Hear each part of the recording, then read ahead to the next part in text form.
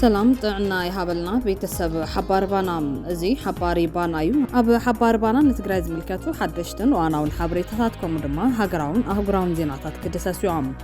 زيناتاتنا ناكل كباصح نشانلنا سبسكرايب المدلاتنا دما لايك شير بمغوار كتكاتلنا بخبرنا عدمنا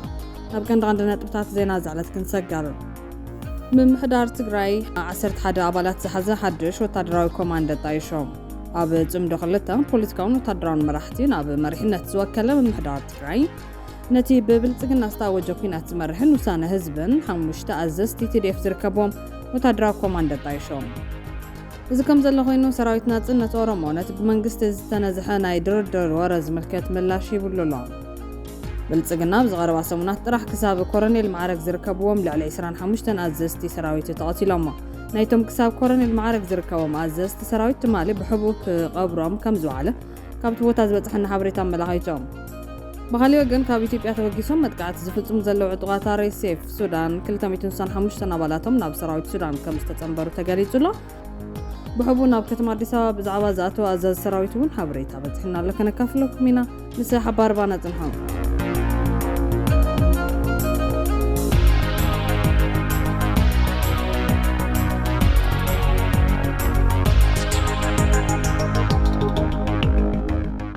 بقدامنت ممحدار تግራይ 11 ኣባላት ዝሓዘ ሓድሽ ወታደራዊ ኮማንደር ጣይሾም ኣብ ጽምዶ ክልተ ፖለቲካውን ወታደራውን መራሕቲ ናብ መሪሕነት ዝወከለ ምምሕዳር ትግራይ ነቲ ብብልጽግና ዝተወጀ ኩናት ዝመርሕን ውሳነ ዝህብን ሓሙሽተ ኣዘዝቲ TDF ዝርከብዎም ወታደራዊ ኮማንደር ጣይሾም እዚ ከም ዘሎ ኮይኑ ሰራዊት ናጽነት ኦሮሞ ነቲ ብመንግስቲ ዝተነዝሐ ናይ ድርድር ወረ ዝምልከት ምላሽ ይብሉ ኣሎ ኣብ መወዳእታ ምዕራፍ በፂሑ ዝርከብ ጽምዶ ኣብ ዝቐረባ መዓልትታት ብፖለቲካዊ መዳያት ዘመነ ካሴ ጃልማሮን ዶክተር ደብረጽዮንን ክመርሕዎ በወታደራዊ መዳይ ድማ ዋና ኣዛዚ ሰራዊት ትግራይ ጀነራል ዝኾነ ጀነራል ፍሳ ኪዳኑ ፍሳ ማንጁስ ጀነራል ተፈራ ማሞን ክመርሕዎ ዝወሰነ ኮይኖም እዞም ክልተ መሪሕነት ጽምዶ ዝተኻተቱ መራሕቲ ትግራይ ዘካተተ ሴንትራል ኮማንድ ድማ ኣብ መቐለ ከም ብሓድሽ ተጣይሽሎም እዚ ማእኸላይ ትእዛዝ ዝነበር ሓላፊ ሃገራዊ ድሕነት ኢትዮጵያ ጌታቸው ኣሰፋ ሓዊሱ ካብ ሲቪል ምምሕዳር ኣባላት ዝሓወሰ ካብ ወታደራዊ መሪሕነት ድማ 5 ኣባላት ከም ዘሎ ምንጭታት መላኺቶም ነቲ ዝመጽእ ኩናት ዝመርሕ ምዃኑ እውን ይሕበር ኣሎ ምዚ ተኣሲሩ ሓይልታት ኣምሓራ ፋኖ ንዝቕጽሉ ኩናት እውን ኣወዳድባ ለውጢ ከም ዝገብሩ እዚ ድማ ኣብ ዝተፈላለዩ ግንባርን ንዝካየድ ኩናት ንምምራሕ ዘኽእልን ምስቶም ዝተዋሃሃዱ ሓይልታት ከም ሓደ ሰራዊት ብሓባር ንወፍርን ትእዛዝን ዝሰርሕሉ ቁልጡፍ ውዳበ ምዃኑ ተፈሊጡሎም እዚ ከም ዘሎ ኮይኑ ሰራዊት ናጽነት ኦሮሞ ነቲ ብመንግስቲ ዝተነዝሐ ናይ ድርድር ወረ ዝምልከት ምላሽ ይብሉ መንግስቲ ብልጽግና ምስ ሕወሓት ይደራደር ኣለኹ ብዝብል ክዝርግሖ ዝቐነየ ሓሶት ድሕሪ ምፍሻሉ ሕዚ ድማ ምስ ሰራዊት ናጽነት ኦሮሞ ኦነግ ድርድር ይገብር ከም ዘሎ ዘመልክት ፕሮፓጋንዳ ክዝርግሕ ጀሚሩ ኣሎ ተወነገን ኣመራርሓ ሰራዊት ናጽነት ኦሮሞ ምስዚ ብጆኖሳይድ ዝኸስስዎ ስርዓት ኣብይ ኣሕመድ ዝኾነ ዓይነት ዝተገበረ ድርድር ከም ዘየለ ብምግላጽ ነቲ ብመንግስቲ ዝተፈነወ ፕሮፓጋንዳ መሰረት ኣልቦ ክብሉ ገነፂጎም ኣለዎም እቲ ኣገዛዝኣ ዝጥቀመሉ ዘሎ ከፋፊልካ ናይ ምግዛእን ንሓይልታት ነንርእሶም ብምግጫውን ጥርጣረ ናይ ምፍጣርን ስልቲ ሓዚ ብግልፂ ዝተነቃቅሐሉን ዘይጸንሕን ኣጀንዳ ኮይኑሎም እዚ ናይ ብልጽግና ስልቲ ኩሉ ወገን ዝተረዶን ኣብ ባይታ ፍረ ዘየፍርን ፍሹል ምዃኑ ተሓቢሩ ኣሎ ሰራዊት ግንባር ሓርነት ኦሮሞ ካብቶም ምስ ትግራይን ካልኦት ሓይልታትን ጽምዶ ዝፈጠረ ኮይኑ ኣብ መሪሕነት ጽምዶ ድማ ብዋና ኣዛዚኡ ኩምሳ ድሪባ ጃልማሮ ብምክትል ኣቦ ወንበር ተወኪሉ ይርከብ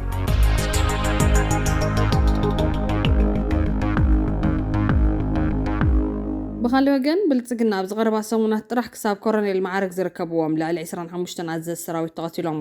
ናይቶም ክሳብ ኮሎኔል ማዕረግ ዝርከቦም ኣዘዝ ሰራዊት ትማሊ ብሕቡእ ከቐብሮም ከም ዝዋዕለ ካብቲ ቦታ ዝበፅሐና ሓበሬታ ኣመላኺቶም ስርዓት ብልጽግና ካብቲ ኣብ ትግራይ ሙሉ በሙሉ ክእውጆ ዝሃቀኖን ሕዚ ድማ ብመጥቃዕቲ ድሮን ዘቐጽሎ ዘሎ ኩናት ብተወሳኺ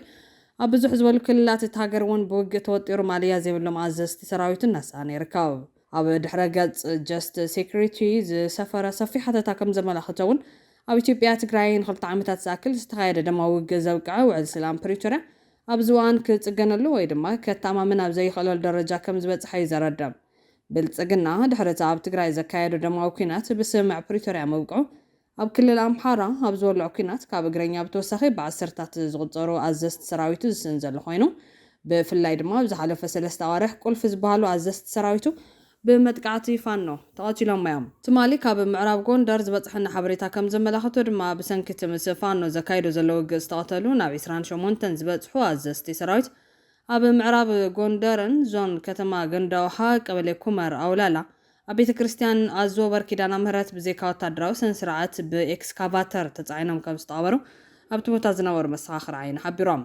ብጽኑዕ ዝቆሰሉ ኣዘዝቲ ሻለቃን ልዕሊኡን ዝርከብዎም 17 ዝኾኑ ወታደራት ድማ ሕክምናዊ ድጋፍ ይግበረሎም ምህላው ተፈሊጡሎም።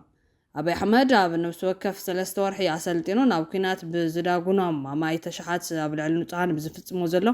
ዓይኒ ዕሙት ኣይጨፍጫፍን ስልጣኑ ክቐጽሉ ኣላኳ ይፍትንታ ኣሎ። ኣብዚ ብዓሰርታት ሸሓት ተራ ወታደራትን ብዓሰርታት ዝቑጸሩ ኣዘዝቲ ሰራዊትን ዝስእነሉ ዘሎ ዓውደ ግንባራት ዓወት ናይ ምርካብ ዕድሉ ዝተሓተ ምዃኑ ወታደራዊ ተንተንቲ ኣምኖም። ኣብ ድሕረ ገጽ ጀስት ሴኩሪቲ ዝሰፈረ ሓበሬታ ብወገኑ ኣብይ ኣሕመድ ካብቲ ኣብ ክልላት ኦሮምያን ኣምሓራን ዘካይዱ ዘሎ ውግእ ብተወሳኺ ድሕሪ ስምዕ ፕሪቶርያ ኣብ ቀረባ እዋን ኣብ ወርሒ ነሓሴ 2026 ኣብ ሸረሪና ምዕራብ ትግራይ ዝኸፈቶ መጥቃዕትን ስዒቡ እውን ኣብ ጥቓ መቐለ ከባቢኡን ዝተኻየደ ናይ ድሮን መጥቃዕትታት ነቲ ህውዱእ ዝመስል ዝነበረ ኩነታት ዳግም ናብ ዝዓበየ ከቢድ ስጋት እትይዎ ይርከብ ኢሎም። ጉዳይ ግዛት ትግራይ ምዕራብ ትግራይ ብሕገ መንግስታዊ መንገዲ ክፈትሕ ኣብ ፕሪቶርያ ቃል ዝኣተወ ብልጽግና ክሳብ ሕዚ ግብራዊ ስጉምቲ ብዘይምውሳዱን እቲ ከባቢ ብሓይልታት ኣምሓራ ክትሓዝ ምግባሩን ነቲ ሕዚ ዘንጸላልዎ ደበና ኩናት ቀንዲ መልዕሊ ነጥቢ ምዃኑ እቲ ሓተታ የመልክት። እቲ ቅድም ኢሉ ምስ ሰራዊት ኢትዮጵያ ኮይኑ ኣንጻር ትግራይ ይዋጋእ ዝነበረ ዕጡቕ ፋኖ መንግስቲ ንፍሉይ ሓይሊ ክብትን ብምውሳኑ ናብ ዝተበታተነ ግን ብድሆ ፌደራል መንግስቲ ዝኾነ ዕጥቃዊ ምንቅስቓስ ተቐይሩ ይርከብ ድሕሪ ምባል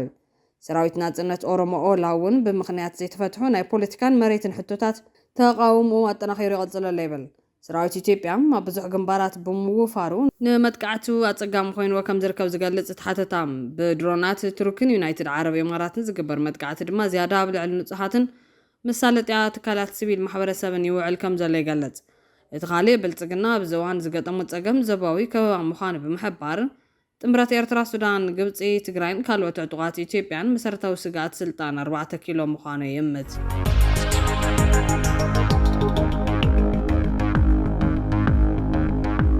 ንዝተመዝገበ ትሑት ውፅኢት ሃገራዊ ፈተና ተምሃሮ ትግራይ ተሓታቲ መንግስቲ ፌደራል ከም ዝኾነ ቢሮ ትምህርቲ ትግራይ ኣፍሊጦም። ፌደራል መንግስቲ ተምሃሮ ትግራይ ተፈተንቲ 12 ክፍሊ ኮነ ተባሂሉ ብፖለቲካዊ ዕላማ ኣብ ዝተተሓዘሎም ግዜ ሰሌዳ ከይፍተኑ ብምግባር ንስነልቦናዊ ጽዕንቶ ተሳጢሖም ድሓር ምፍታኖም ዝፍለጦም። ቢሮ ትምህርቲ ትግራይ ድማ ሓድሽ ኣብ ዘውፅኦ መብርሂ ሚኒስትሪ ትምህርቲ ነሓሴ 16 2018 ዓ.ም ውፅኢት ሃገራዊ ፈተና ዘበነ ትምህርቲ 2018 ዓ.ም ኣመልኪቱ ኣብ ዝሃቦ መግለጺ ትግራይ ካብ ዘፈተነቶም ተምሃሮ 11.2 ሚእታዊ ተምሃሮ ማለት እውን 50 ሚእታውን ልዕሊኡን ከም ዘምፁ ካብቲ ዝተዋሃበ መግለፂ ምፍላጥ ክኢለ ኢሉሎ። ዝተረኸበ ውፅኢት ትሑት እዩ ዝበለት ቢሮ ኣብቲ ልዕሊ ድማ እውን መስካሕካሕን ኩናት ዘብፅሑ ዕንወትን ኪሳራን መንግስቲ ፌደራል ካብ ጥቅምቲ 2018 ጀሚሩ በጀት ብምኽልካሉን ማህያም መምሃራን ብኣግባቡን ብጊዜኡን ብዘይምኽፋሉን ዝፈጠሮ ጸገም ነቲ ትሑት ውፅኢት ብምኽንያት ይጠቅስ። እዚ ትምህርቲ ከም ኣካል ጽንተት ዝሰርሐሉ ዘሎ ስርዓት ኣብ ዝኽልተ መዓልቲ ድማ ኣካል ፕሮጀክት ጽንተት ዝኾነ ኣብያተ ትምህርቲ ትግራይ ብነፈርቲ ክዕኑ ተራእዩ። ናብ እትማል ዘውግሕ ለይቲ ኣብ ግጀት መጥቃዕቲ ድሮን ብምፍጻም ማእኸል ICT ዘዕነወ ጆኖሳይድ ኣብይ ኣሕመድ ኣካል እቲ ዝቕጽለሉ ዘሎ ተግባራት ጆኖሳይድ ኣብ ወረዳ 2 ውላዕሎ ኣብ ቤት ትምህርቲ ደብዳብ ድሮን ኣካይደሎም። ኣገዛዛ ኣብይ ኣሕመድ እትማል ለይቲ ኣብ ወረዳ 2 ውላዕሎ ዝርከብ ቀዳማይ ብርኪ ቤት ትምህርቲ ኣብርሃዋ ኣጽብሃ ዒላማ ብምግባር ደብዳብ ድሮን ፈጺሞም። እቲ ቤት ትምህርቲ ቅድም ክብል በቲ ጽንተታዊ ኩናት ክዓኑ ተገይሩ ከም ዝነበረን ብደገፍ ሕብረት ኣውሮፓ ኣብ ኢትዮጵያ ሕድሳትን ህንጸት ተወሰኽቲ መምሃሪ ክፍልታትን ተገይሩ ከም ዝነበረ ዘዘኻኸሩ ሓላፊ ቢሮ ትምህርቲ ትግራይ ዶክተር ኪሮስ ጉዕሽ እቲ ደብዳብ ብዕላማ ሲቪላዊ ትካላትን ትሕተ ቅርፂ ትምህርቲ ንምዕናው ዒላማ ዝተገበረ ተግባር ምዃኑ ሓቢሮም። ትማል ነሓሴ 21 ከባቢ ሰዓት 3 ፈራን ኣብ ጣብያ ኣብርሃዋ ኣጽብሃ ኣብ ትሕተ ቅርፂ ቤት ትምህርቲ 2 ግዜ ደብዳብ ድሮን ብምፍጻም ኣብ ህንጸትን ናውትን እቲ ቤት ትምህርቲ ዕንወት ኣጋጢሙ ኢሉሎም። ኒው ላይንስ ኢንስቲትዩት ብወገኑ ኣብ ዘውፅኦ መግለጺ ኣብ ክልል ትግራይ ዳግማይ ናይ ምጽናት ዓሌት ሓደጋ ከንጽላሉ ከም ጀመረ ኣጠንቂቖም። ትትካል ነዘፍለጠ ኣብ መንጎ መንግስቲ ኢትዮጵያን ሕወሓትን ዝተፈረመ ናይ ፕሪቶርያ ውዕል ሰላም ሓቀኛ መፍትሒ ከም ዘየምፀን ኣብቲ ዞባ ሓደሽቲ ወታደራዊ ምንቅስቓሳት ከምኡውን ሓደገኛ ዝኾኑ ናይ ጽለ ዘረባታት ብምውሳኾምን እዮም። ትትካል ኣብ ዝሓለፈ እዋን ባዕሉ ብዘካየዱ ዓሚቕ መጽናዕቲ ኣብ እዋን ውግእ ትግራይ ሓይሊ ምክልኻል ኢትዮጵያ መሻርክቶምን ኣብ ልዕሊ ህዝቢ ትግራይ ዓሌት ናይ ምጽናት ተግባር ከም ዝፈጸሙ ኣረጋጊጹ ነይሮም። እቶም ዝተፈጸሙ ቀንዲ ገመናት ድማ ጅምላዊ ቅትለት ንንጹሃን ዜጋታት ብብሔሮም ምፍላይን ምቕታልን ከቢድ ኣካላውን ኣእምራውን ጉድኣት ስልታዊ ፆታዊ ዓመፅን ማሰርትን ብዕላማ ህይወት ናይ ምጥፋእ ኩነታት ምፍጣር ንህዝቢ ብጥሜት መቕፃዕን ረድኤት ከይበፅሕ ምዕፃውን ትውልድና የምዕጋዝ ስጉምትታት ጾታውን ካልኦት ገሰትን ምፍጻም ዝብልዮም ሕዚ ኣብ ኣብያተ ትምህርትን ካልእን ዝፍጸም ዘሎ ናይ ድሮን መጥቃዕትታት እውን ነቲ ካልኣይ ጽንተታዊ ኩናት መንገዲ ዝኸፍቱ እዮም ይበል እቲ ትካል ዓለም ለኻዊ ማሕበረሰብ ሓደጋ ዳግማይ ከይፍጸም ህጹጽ ዲፕሎማስያዊ ጸቕጢ ክገብር ይጽውዕ ብተወሳኺ ኢትዮጵያ ብሰንኪ ዝተፈጸመ ገበናት ኣብ ዓለም ለኻዊ ቤት ፍርዲ ፍትሒ ክትሓትት ከም ዝግባእ ነጺሩላ ኣህጉራዊ ማሕበረሰብ ንኢትዮጵያ ብምግሃስ ውዕል ጆኖሳይድ ኣብ ዓለም ቤት ፍርዲ ፍትሒ ክኸሳን ነፃ ምርመራ ክጅምርን ይጽውዕ ኢሉሎ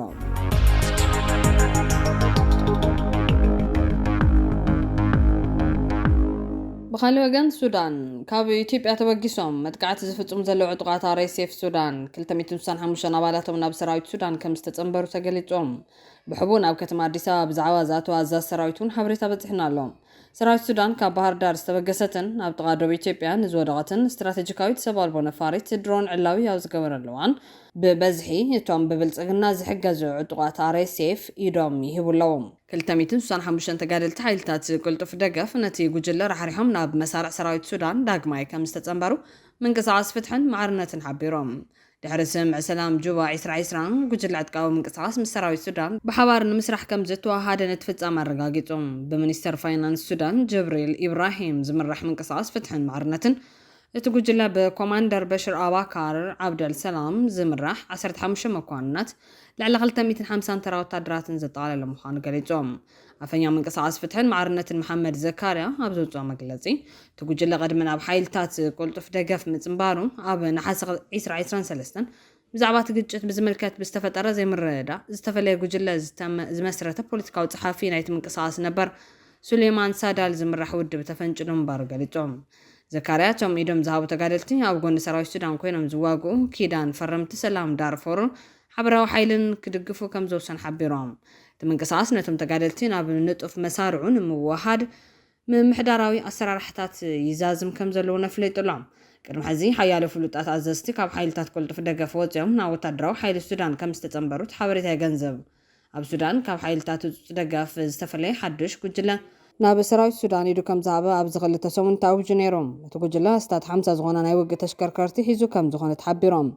ብተመሳሳሊ ድማ ሚኒስተር ምክልኻል ሱዳን እቲ ሰራዊት ኣብ ዝተፈላለዩ ናይ ውግእ ግንባራት ዓብዪ ዓወትና መዝገበ ይስጉም ከም ዘሎ የፍለጦም ብብልጽግና ዝደገፍ ዕጡቕ RSF በቲ ሓደ ወገን ኣዘዝቱን ሰራዊቱን ይኸድዕዎ በቲ ካልእ ወገን ድማ ካብ ኢማራትን ኢትዮጵያን ዝተወሓሰን ድሮናት ይሕምሸሽኦ ኣብ ዘለዋ ኣብ ዘዋን ሰራዊት ሱዳን ትማሊ 527 ነሓሰ 2026 ንግሆ ካብ ኣንፈት ኢትዮጵያ ደቡብ ሰጊራ ናብ ክልል ናይል ቀይሕ ሱዳን ድሕሪ ምእታዋ ብሓይልታት ምክልኻል ሱዳን ተወቂዓ ወዲቓላ ክብል ኣውጅሎም እታ ድሮን ዝወደቐትላ ቦታ ኣብ ክልል ናይል ቡሉ ሰሜናዊ ሸነኽ ሳርካም ኣብ ዝተባሃለ ከባቢ እዮም ቅድሚ ሒደት መዓልትታት እውን ኣብ ጥቓ ኣብ እትርከብ ከተማ ኩርሙክ ተመሳሳሊት ድሮን ተወቂዓ ነይራ ሰራዊት ሱዳን ከም ዝገለጾ እታ ሰብ ኣልቦ ነፋሪት ካብ ኣንፈት ግዛት ኢትዮጵያ ተበጊሳ እያ ናብ ሱዳን ሰጊራ ዘላ ሰራዊት ሱዳን ነዚ ዓይነት ድሮን ዝውንን እኳ እንተኾነ እታ ካብ ኢትዮጵያ ዝመጸት ድሮን ግን ብሓገዝ ሕቡራት ኢማራት ዓረብ ንዕጡቓት ሓይልታት ቅልጡፍ ደገፍ ዝተዓደጋትን ካብ መዕርፎ ነፈርቲ ባህር ዳር ኢትዮጵያ ዝተላኸትን እያ ኣብ ውሽጢ ዓደት ዝበልዑ ደማዊ ኩናት ዓወት ክቐንዑ ብዘይካለ መንግስቲ ኢትዮጵያ ኣብ ሱዳን ዝድግፎ ዘሎ RSF እውን ብቕድዓት ኣዘዝቲ ሰራዊቱን ምምሕምሻሽ ነፈርትን ከቢድ ኪሳራ ይበጽሐሎም እዚ ከም ዘሎ ኮይና ውሽጢ RSF ናይ ምእዛን ምምሕዳርን ዓብዪ ግደ ዘለዎ ምክትል ኣዛዝ RSF ዝኾነ ዓብ ሌተናን ጀነራል መሐመድ ሓምዳን ደጋሎ ዓብድራሒም ሓምዳን ደጋሎ ብሕቡእ ናብ ኣዲስ አበባ ኣትዩሎም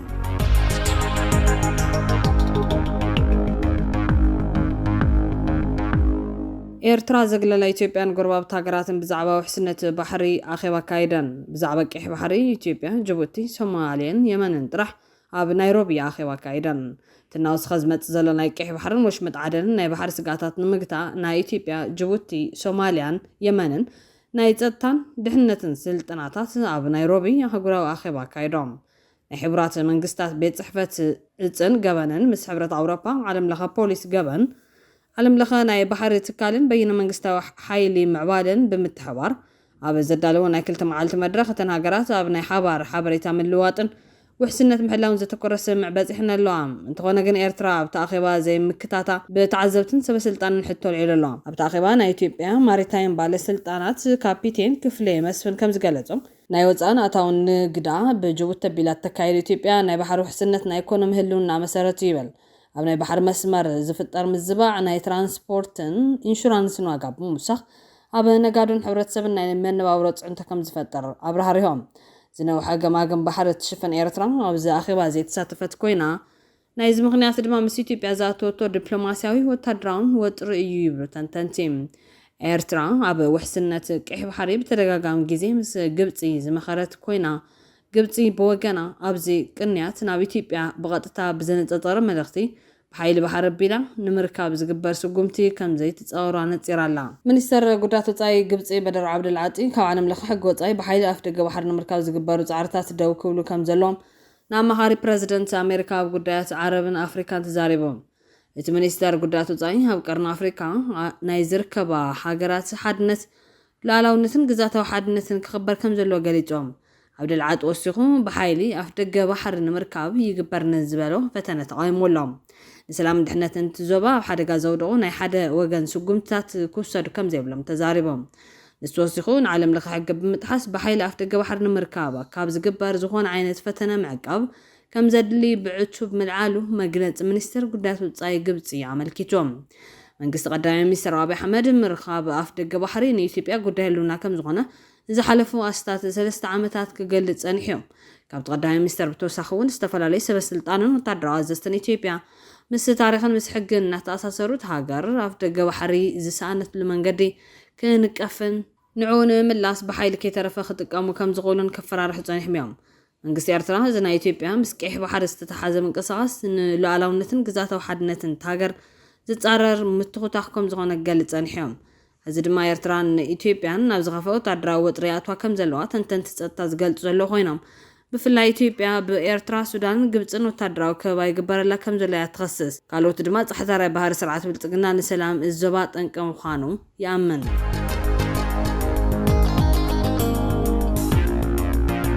ብትዋትን ክቡራትን ቤተሰብ ሓባር ባና ነዚ ዕለት ዝሓዝናዮም ሓበሬታታት ኣብዚ ከምቢትና ንቻነልና ሳብስክራይብ ንምድላዋትና ድማ ላይክ ሼር ብምግባር ቤተሰብ ሓባር ባና ይኹኑ ሰላም